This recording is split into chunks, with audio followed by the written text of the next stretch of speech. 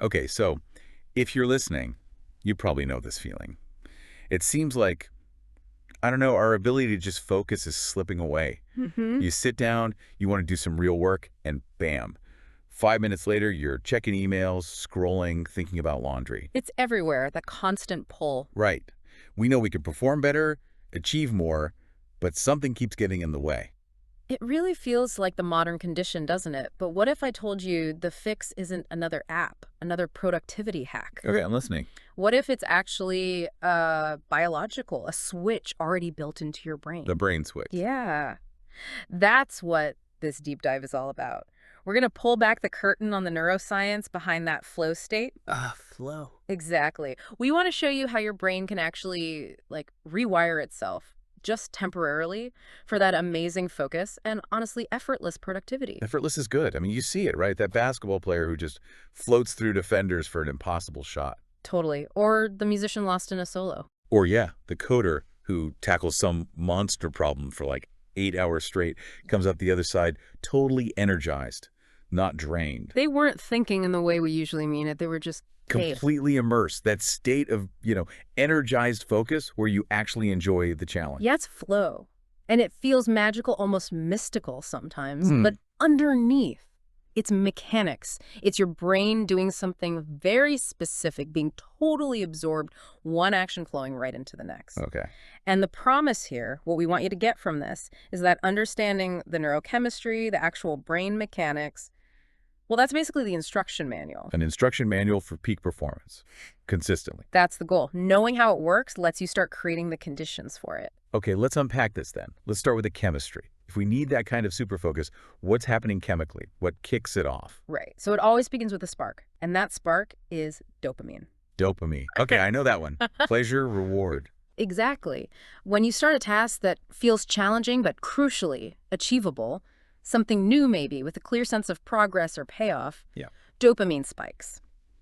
And that initial burst is vital. It does two things. Boosts motivation and sharpens your attention. It tells your brain, hey, pay attention. This matters. This feels good to pursue.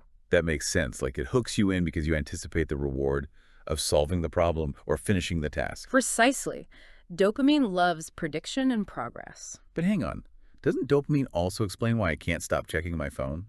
Those little notification pings, aren't they tiny dopamine hits? Ah, yes, that's the double-edged sword. So it seems like dopamine can hijack our focus away from the hard stuff too. It absolutely can. Your phone is basically a slot machine for dopamine hits, random, tiny rewards that train your brain for distraction. Okay. So the key for flow is channeling that powerful dopamine drive. You need to direct it towards the sustained effort of the main task, not the quick hits from distractions. The dopamine helps you push through the initial difficulty. Got it. So dopamine gets us in the door, motivated, paying attention. But flow isn't just a quick burst, right? It can last hours. Motivation alone doesn't last that long. What keeps the focus sharp protects us from distractions later on. Good question. Once you're engaged, the brain brings in another player, norepinephrine. Norepinephrine. Okay, what's its job? If dopamine hits the gas pedal, norepinephrine is like the high-precision laser guidance system. Its main job is to sharpen your concentration even further and actively filter out distractions. All that background noise, sensory stuff you don't need, norepinephrine helps suppress it. So like turns up the signal and turns down the noise. Exactly. It allows for that intense, sustained focus over time, keeps you locked onto the target. And then there's that feeling people describe, even when they're doing something incredibly hard, like complex problem solving or intense physical activity. They often say it feels good, Yeah. like euphoric, or really satisfying, not draining, even with all that effort. What causes that? That's where endorphins come in. Ah, the runner's high chemical. Sort of, yeah. They're your brain's natural pain and stress relievers. During flow, they create that sense of euphoria or at least well-being, and they actually reduce the feeling of mental strain or physical discomfort. So the hard work literally feels less hard. Precisely. By masking the pain of exertion, endorphins encourage you to keep going. It's the brain rewarding the effort itself, making sustained high performance feel good, or at least not bad. Okay, this chemical cocktail makes sense for boosting focus and feeling good. But you said earlier the real magic. Here's where it gets really interesting, you said, involves the brain turning parts of itself off. Yes, this is probably the most fascinating part. It's not just about adding focus chemicals. Flow fundamentally relies on subtraction, on deactivating the distractions within your own head. Deactivating parts in my brain, how does that work? The core mechanism, the reason flow feels so effortless and almost out of body sometimes, is something called transient hypofrontality. Transient hypofrontality. Okay, that's a mouthful. Break that down. Yeah, it sounds super technical. Transient just means temporary. Hypo means less or under. And frontality refers to the front part of your brain. The prefrontal cortex, the thinking part. Exactly. So transient hypofrontality means the temporary lessening of activity in your prefrontal cortex, the PFC. Wait, but the PFC is like the CEO, right? It does the planning, judging, analyzing. Yeah. Shouldn't that be more active for peak performance? It feels backwards to turn it down. That's the paradox, and it's a great question. Normally, yes, the PFC is crucial, but it's also the home of your self-monitoring, your doubts, your planning about what others think. Critically, it houses your inner critic. Ah, the voice that says, is this good enough? Am I screwing up? What if they laugh? That's the one. When the PFC quiets down temporarily hypofrontality, that inner critic just goes silent. Wow. Self-consciousness plummets. All that mental energy spent judging yourself, it gets freed up. You stop analyzing the how and just do. It allows for total immersion. Okay, silencing the inner critic. I can see how that helps performance. No second guessing. Huge difference. And this must connect to that weird time thing people report in flow. Yeah. You know, hours feeling like minutes. Absolutely. The PFC is involved in how we perceive and track time. When its activity changes, our subjective experience of time gets seriously warped. So you're not constantly checking the clock, mentally or literally. Right. Time awareness fades into the background, which just deepens the immersion. The clock stops being a source of pressure. It kind of ceases to exist for a while. And all this, the silenced critic, the warp time, the focused chemicals, leads to what people describe as actions, feeling, automatic, effortless. That's the payoff. Effortless action. Because you're not consciously deliberating or filtering every move through that analytical PFC layer, actions become more intuitive, more automatic. Like muscle memory, but for mental tasks too. Exactly. It draws on deeper, faster, more efficient processing pathways in the brain, so you get peak performance, smooth, fast, accurate, but with surprisingly little perceived effort. You're not fighting yourself anymore. It's peak efficiency. Mind-blowing stuff. Okay, so that's the what and why in the brain.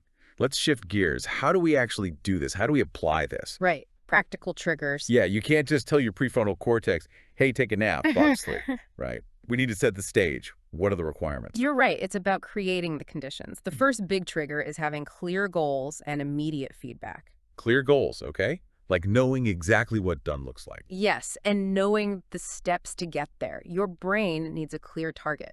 And crucially, it needs constant, rapid feedback on whether you're getting closer or need to adjust. Why immediate feedback? That rapid feedback loop keeps the dopamine flowing. Yes, making progress. And keeps norepinephrine engaged. Stay focused on this path. If you're uncertain about the goal or how you're doing, your PFC stays highly active trying to figure it out. Which blocks flow? Okay, clear goal, fast feedback. But that leads right to the next challenge, doesn't it? Yeah. The task itself.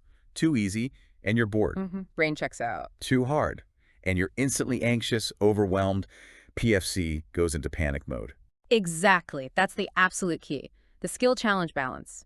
It's like walking a tightrope. Tightrope. Good analogy. The difficulty of the task has to align closely with your current skill level. It needs to be hard enough to demand your full attention, to stretch you a bit.